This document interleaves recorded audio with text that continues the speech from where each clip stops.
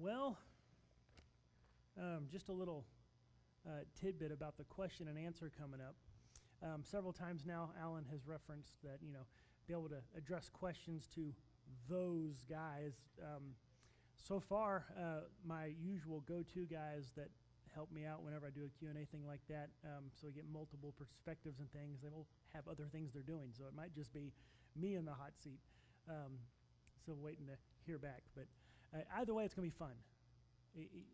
I always say, question. It's okay to question. It's okay to have questions. It's okay to have doubts. I don't know how many times I've been talking to someone and I hear someone give me the testimony that what drove them away from the church was they did not feel safe to express their doubts and ask questions of things they didn't understand. They would read something hard in the Bible and they'd go, I don't get this. Why would God do that? And the only answer they would get is, well, just have faith.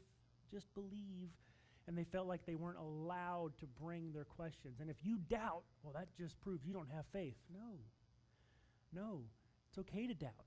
It's okay to have questions. God is big enough to handle that. And so we bring those to him, right? We bring those to each other. And we wrestle through these things together whenever you have doubts, whenever you have questions, right? We walk through this journey with Christ together. Amen? We're a family. What do you do whenever you have a struggle or something you don't understand or something you need help with? You call on your family to help you. And then so I just want to encourage you, while I love doing the question and answer, and we're going to do that, in a week and a half, and it's going to be a blast, and hopefully we'll have many more in the future. But you don't have to wait for a special moment where a special event to come and ask your questions, or where the guy who supposedly has all the answers is there to give them to you. You can ask each other. Y'all can wrestle through these things together, or you can ask me at any time, or we have these cards that are back there in the entryway, a little basket. You can, hey, pastor, got a question? Fill it out, drop it in the basket. I'll see what I can do to answer it. All year long, year round, right? Because questions don't wait for an event to come up, right? They happen when they happen. And we shouldn't just kind of push them aside, and we should definitely not let them push us away from God. Instead, we press into God, seeking those answers. And so I just want to encourage you on that. Because today what we're going to talk about is, the title is 3 Common Barriers. And that's probably not exactly maybe what it should have been. It's more like 3 types of people. Three encounters you might have that as you try to share your faith with someone, you come up against this wall, but the wall is really their personality, their challenge, their rebuttal to you. And so this is how you overcome those obstacles. And I like to tend to address things in a 3 kind of step way. First, you have to know what is the truth. What is it that the Bible says? What is it that God says? And how do I know that that is true? And then how do I apply that to my life? And so we're going to just go through these 3 barriers. And you may have encountered some of this before, right? And this idea, right, I've mentioned before, that word of apologetics. Not that you're apologizing for being Christian, but that you're making a defense for what you believe. It's just Christian case making. That's all it is. It's just making the case for why you believe what you believe. That's what all apologetics is. And we all know that we're supposed to evangelize, right? Does anyone not know you're supposed to be telling other people about Jesus? Right? What did Jesus say? Go into all the world and make disciples, baptizing them and teaching them all things that I taught you. And so we are supposed to be reaching people with the gospel. We're supposed to be talking to those around us. We're supposed to be sharing the good news. And one way you can do that, but it's not the way, is invite people to church. As I know a lot of people that it's like that's their one mode. They think that's the one thing that they're supposed to do. If they just invite someone to church, they've done their job as far as evangelism. Bring them in, let the preacher get them saved. Well, that's not really the model that the Bible gives us, that we are each to be going out to those around us in our little sphere of influence. I mean, if it's on your heart to go talk to strangers, go talk to strangers. But even if just in your sphere of influence, as you talk to people and represent Christ, there's some pushback you might get. And you might recognize some of this. And so what I want to do today is just kind of go through some of these, right? And as we think through these things, these are not This isn't information for you to just have filed away so that whenever this challenge is given, you can set them straight and let them know how it really is, right? This isn't to win arguments. Right? That's one thing that we stress when we were doing our tactics. We were going through that study. Right? The point is not to win arguments. The point is not to be the smarter one. The point is to help people see Christ. It's not to win a fight. It's not to win an argument, but to point people towards Christ. And in many cases, if nothing else, it's to keep you grounded in your faith so that whenever a challenge comes against you, because y'all, there's even times whenever I come across someone where they say something, they give a rebuttal, they give some objection, and I go, wow, okay, that actually makes a lot of sense. What do I do with that? But if I'm grounded in my faith, I'm not rattled. I might not have a response to give them to help them see the error of their way. I may not have a response to give them to help them understand where they are wrong. But if I am grounded in my faith and the truth of Scripture, then I'm not shaken. And so that's what I want to primarily help, is just give you, kind of bolster your faith. So if someone does come at you with one of these, that you're not shaken. The first one is this idea that science has disproven miracles. Right? We're in the age of science. It's the modern age where we've gone to the moon, we've cured diseases. There's all sorts of things that we know what causes it. And miracles aren't real. We know that from science. And that's something that you get some pushback against. All that stuff you believe in the Bible. No. Science has proven it false. And science bears a lot of weight. You throw that word out there. Right? In our culture nowadays, that word gets thrown out there. Scientists have proven. Like that right there, people sit up and go, what? What do they prove? And so if they've proven miracles aren't possible, oh no. What does that mean? Science has proven it. Well, the only problem is that science can't prove miracles impossible or possible or anything in between. Science cannot address the issue of miracles at all. So if someone comes at you with some kind of challenge about how science has shown that's not possible, science can't show that being possible. Because miracles, right, by definition, have no natural cause. What does science do? Science studies nature, cause and effect. They measure and study things that go on over and over and over again that they can observe and measure, and they figure out how things work in nature. But miracles, by definition, have no natural cause. It's supernatural. It's God acting into nature, not something natural going on. Science cannot measure God, cannot measure the supernatural. It doesn't have the ability to study that. Science can't even address the question. So whenever somebody says that science has proven, that's not possible. Well, actually, science cannot prove miracles impossible. Anyone who says that science can disprove miracles either doesn't understand science or they don't understand miracles. Now, I would not suggest getting into a debate with someone over a specific miracle. Right? If someone wants to raise up the issue of turning water into wine or Jesus bringing someone back from the dead or something, I would not suggest getting into those nitpicky little arguments because, one, they're thinking science actually can speak to the issue, and two, their mind's already made up. It doesn't matter. A lot of times, and we'll get into a little bit of this and the other too, but there's times whenever people they don't care. They don't care what the argument or the facts, what you might be able to provide. So I would advise don't get too nitpicky off into the details of certain miracles. However, there are two big ones that you can actually back up fairly easily, kind of make a little bit of a case for fairly easily. And even as I said, if it's not convincing to the other person, it can at least strengthen your faith. What is the greatest miracle in the Bible? This is the interactive portion of the program. Christ from the dead, birth of Jesus, right? Virgin birth, hey, right? Christ from the dead, splitting the Red Sea. Those are all very good. I'm going to say no. The greatest miracle in the Bible is the first verse. In the beginning, God created the heavens and the earth. If he can create everything out of nothing, everything else is child's play, right? Everything else is easy. And there's a lot of arguments. I won't get into them now, but there's what's called cosmological arguments. That cosmos from the Greek, meaning just world or universe.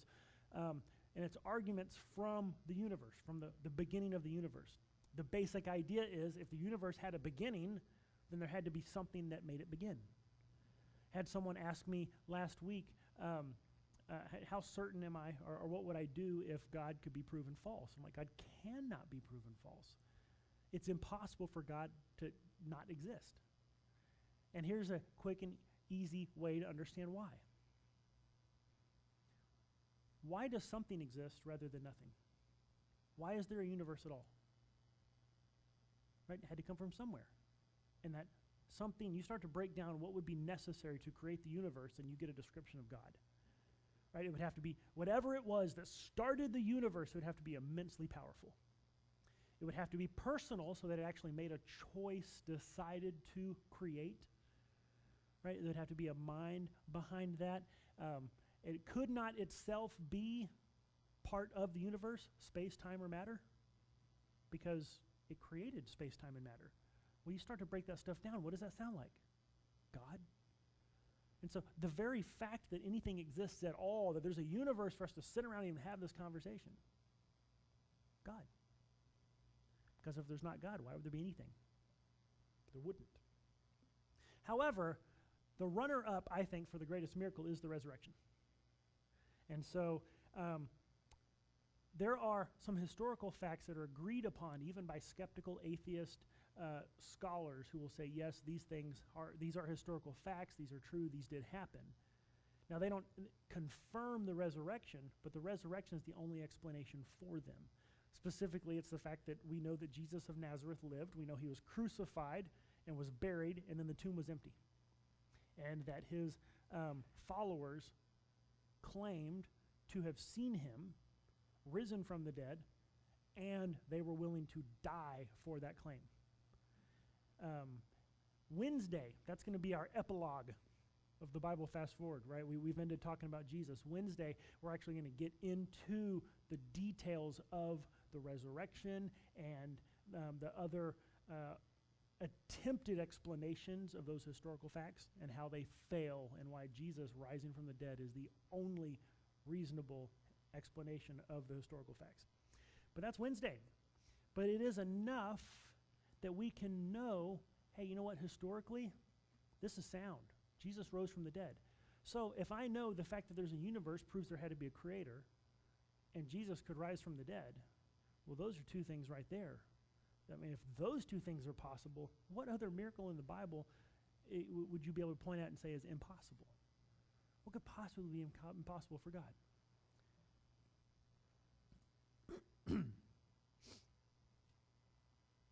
Second thing, there is an idea, and I saw this post. I'm not really sure how accurate it is. I remember hearing something about it back in 2012, where at one of the major political parties, one of their conventions back in 2012, that something got mentioned about God, and the crowd actually booed. That they booed God. Again, I vaguely remember hearing something about it, and it got reminded about it this past week, and I thought, wow, the people would boo God. But there is a segment of our society that has this idea that religion, belief in God? Well, that's just for those small-minded, ignorant, stupid people over there. Really sophisticated, smart people. We know there's no God, right? And that's just this attitude that gets put forth that the smart people, the intelligent people, well, they know better and they don't believe in God. It's just those simple, silly people who believe in God. Well, there's a problem with that.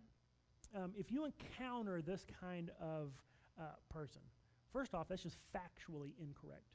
It's just not true that only dumb people believe in God. Here's a list of some Bible believers who certainly do not qualify as stupid people. Right? You ever heard of Isaac Newton? Right? Pretty much invented physics. Gravity, he came up with a little theory about how all that works. Laws of motion. Dr. Damadian, he invented the MRI machine. Pretty bright guy there. Hey, he believes the Bible. Dr. Humphreys, this was a guy, he accurately predicted the magnetic field strength of a couple of planets before our probes actually got there and measured it. There's also several things that he invented with satellites and some things. Very, very smart guy. He believes the Bible. John Sanford, geneticist, he invented the gene gun. You know, whenever, if you get caught between some activists who are arguing about genetically enhanced crops and that kind of stuff, and you just want to go run and hide because they're all amped up and angry at each other, the guy who invented the equipment that makes that possible, yeah, he's a Christian. Geneticist who invents the ability to manipulate the genes of plants. Christian.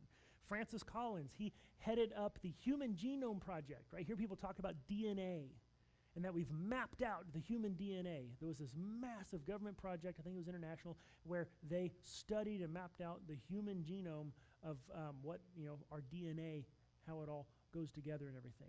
The guy who was in charge of that project, he's a Christian. So apparently, it's not just dumb people who believe in God. Some very smart, very intelligent people throughout history have believed in God. But on a personal note, this can be hurtful. I mean, especially if it's someone that is actually in your life. Oh, how can you believe that? I didn't think you were that dumb to believe in God. Oh, how can you give that any serious thought? And, I mean, if that's from someone you actually like, that's some hurt going on, right? So what do you do with that?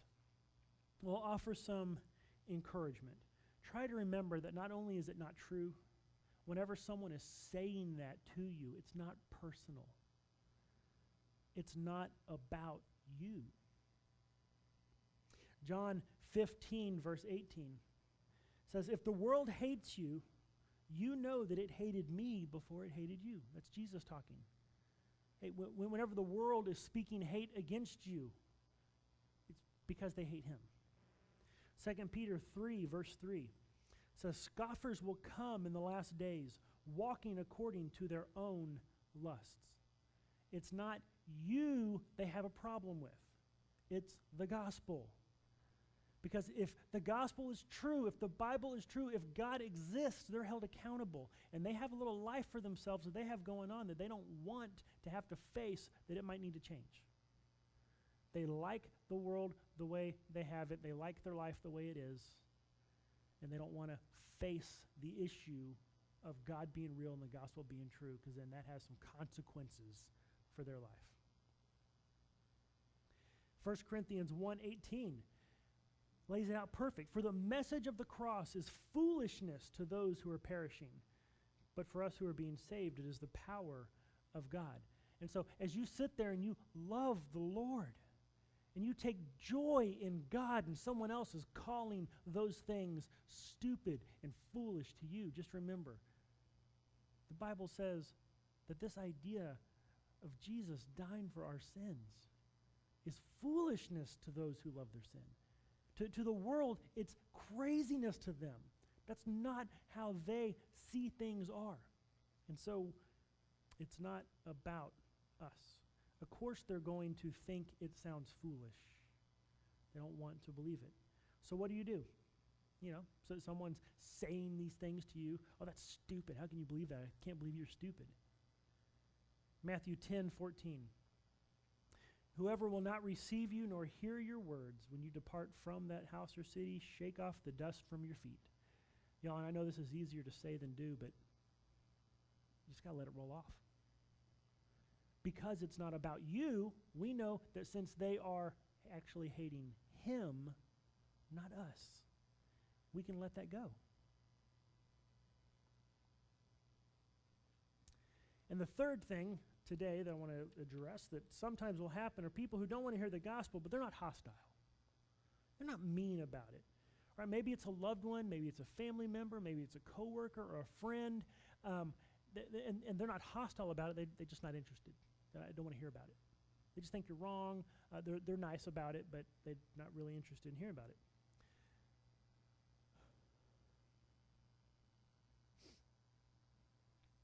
First off, it's important to understand that the gospel we want them to hear.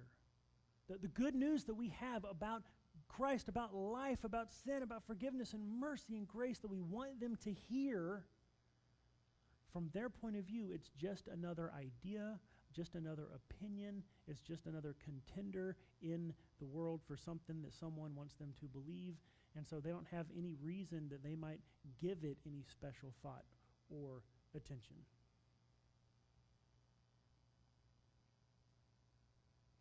They don't understand that it's the very thing they need for their good. That it's not just we're trying to convince them, hey, agree with me. Because a lot of times that's what they think. You realize our secular world thinks that's what religion is. It's some beliefs you have that make you feel good, and it's about your life, but that's all. And so they hear you, and what they're hearing you say is, hey, agree with me. Share my opinion. They don't understand that it's actually something of value, of great importance, that is for their good if they would accept it. John 10:10 says, the thief does not come except to steal and to kill and to destroy. But I have come that they may have life and that they may have it more abundantly. Right? Because that's what Christ is offering. Life more abundantly. That the other side of that, without Christ, is the enemy coming to steal, kill, and destroy. Now, you may get to live a kind of comfortable life here and now, but ultimately, if you're not living for God, it's eating away at you, because that's what we are designed to do, is live for God, live with God, following Him. Jesus restores what was broken. Something I've been hammering on over and over, because that's what people need to hear. That the problem is we're broken. We're a broken people living in a broken world. And the gospel isn't just follow Jesus, He'll make you happy. It's follow Christ, and He will restore what was broken. And so it's not just, hey, agree with me on some beliefs. It is, this is for you, for your good.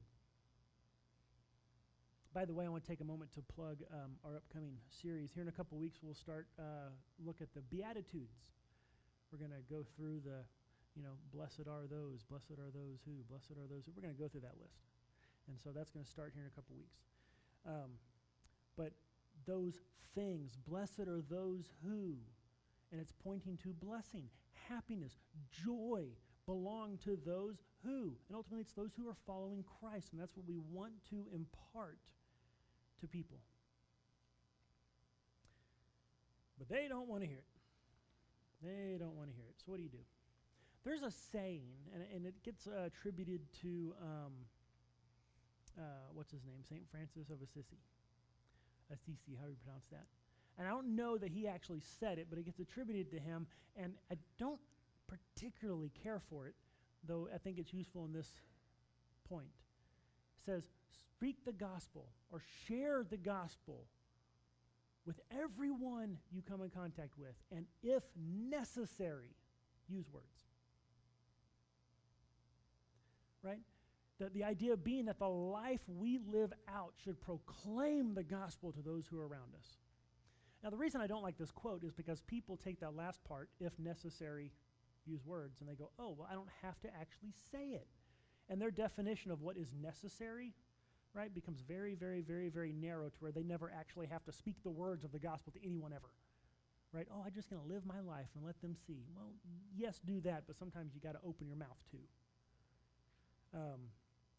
But this does show this useful point. We can communicate the gospel with our example, with the way we live our life. We can live it out in front of people so that the Christ we have, this life we have, that is more abundant. And hey, you can have that too. We can live that out to people.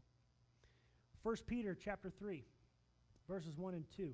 Here is kind of an example of how this works and why this works. Now, specifically, he's talking about wives and husbands, but I think it has a broader application. It says, wives, likewise be submissive to your own husbands, that even if some do not obey the word, they, without a word, may be won by the conduct of their wives, when they observe your chaste conduct accompanied by fear. Okay, so while this is specifically addressing husband and wives, so if you're, someone's in a situation where they're saved, they're following Christ, and the spouse isn't, it's just live out well before them. Don't nag them. Don't harass them. Don't always be throwing Jesus in their face. Just live your life before them, and so that through your holy example they might be won over. And this could apply to all sorts of other relationships, right? Parents and children, children and parents, right? Trying to make a good example with your friends, with your coworkers. What we see going on here is that there is an attitude of humility and chaste conduct is what it says. Let your chaste conduct. That word chaste is referring to an attitude of respect and reverence as well as moral purity. It's not just speaking of that particular immorality. It's just saying have a pure, righteous conduct before people. This is the sober guy at the party, right? The one, and this one actually kind of hits home for me because a lot of my friends from high school, as they kind of transitioned from that senior year into college, kind of went into party mode. And I didn't at first. And so for a little while, that's a different testimony for a different day. But for a little while, what it was I was the guy who was, I was there, but I was sober. And they were all getting wasted, but I was the one who was there to drive them home. I was the one who was there to pick them up whenever they're just passed out in a room somewhere. And it's like everyone kind of, I wasn't buddy-buddy with everybody, but I don't think anyone disliked me. I was the nice guy there who was giving just the example. Unfortunately, the way that usually often goes is you get pulled down instead of lifting up. So you got to be careful with that. But it's that idea of the person who, the coworker who is not engaging in the gossip and the negativity and the dirty jokes. That as you're just living your life. I remember at one point, I was working for a company that was doing decorations and things, and one of the things that we used was, they'd have floral arrangements, and they used that aquafoam. It soaks up water, and you stick the flowers in it, keeps the flowers watered. Well, we were cleaning up after a party, and all the flowers got thrown away, and someone decided it'd be fun to start a fight with the aquafoam because it's soaked in water. It's like throwing water balloons or throwing sponges at each other. And so I'm up here on the truck, loading the truck and tying things down and whatever, and they know I'm not into that. I don't play like that. And so they're over there making a big mess and throwing stuff around. And I get done, and I turn around, and I step up to the back of the truck, and all of a sudden, pow, right in the side of my face. Big old just chunk of wet, nasty aquafoam here. Boom, right in the side of my face. All of a sudden, everything just stops. You got about half a dozen or so guys standing there. They all turn to the one who threw it and go, "What are you doing? Mark's not part of this. He's not playing. You don't do that to Mark. What are you thinking?" Right? And it was just a thing where there was some bit of respect that had been earned there, that I didn't have to jump down into their activities, but there was some respect that had been earned. And there were a few of those guys that on occasion, maybe we've got a slow time, maybe something's not going on, maybe we're on break, or we're just in the truck driving from one job to the next, and they go, "Hey, can I ask you a question?" And out something comes about the Bible, or about God, or about life, or about something, Because I was the guy who was different. I was living out my faith. And even though they, day in and day out, were even sometimes hostile to it, even though they often would seem like, "Hey, I'm not interested, great, you are enjoying that, that's not my thing." But as I was living out that example before them, there were times when it would go, "Hey, can I ask you a question?" Or pull me aside and go, "Hey, I'm not really into that God thing, but can you pray for me, man?" This is what that is talking about. As you live out your faith, people see it, and they do respond. There is a story. There's a preacher up in Dallas I like to listen to sometimes, and he told a story about his dad. Whenever he got saved, senior in high school, just before his 18th birthday, and his mom, was mildly religious, so she was like, "Oh, yay," but his dad was really hostile to that. Was not a believer, didn't want to be a believer, was upset his son was a believer. And then years later, of just living out the example of following Christ day after day, year after year, now as a pastor, his dad sits in his congregation, Bible open, taking notes, following the Lord. Because he lived out his faith before him. And so, whenever we have someone who is pushing back, not hostile, but pushing back, what do? We just live our faith before them.